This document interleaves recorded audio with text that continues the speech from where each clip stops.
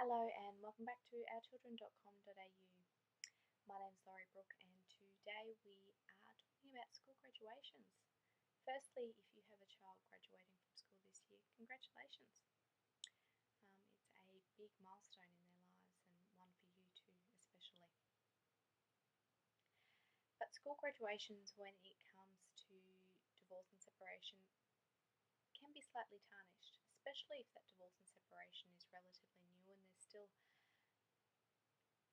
a high level of conflict between you two.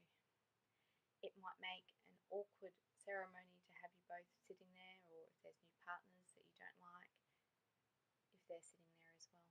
So what we want to talk about today is how you can make school graduations for your children an enjoyable experience and one that you both get to participate in. Obviously, where you are at in the divorce and separation process will ultimately lead to how you deal with school graduations. If you've been divorced and separated for years, there's probably no issue. But then again, if that's the case, you wouldn't be listening to this either.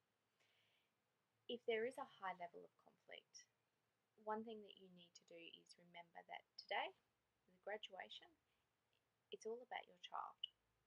It's all about celebrating the fact that they have now finished school, whether that be primary school or high school, and they're moving on to the next phase of their life.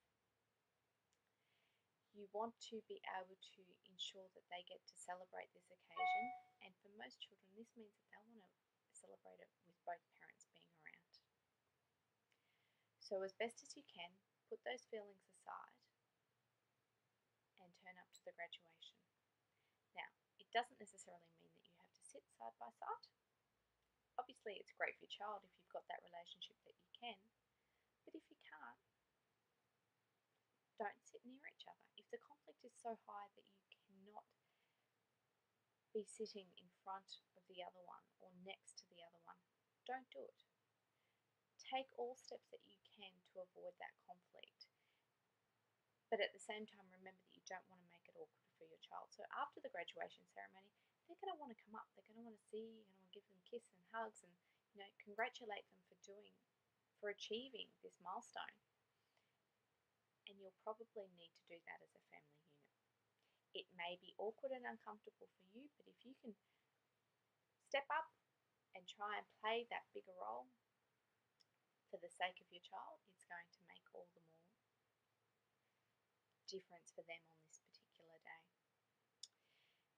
One thing that in the lead up to the school graduation would be to talk about whether partners are going to attend if you do have new partners.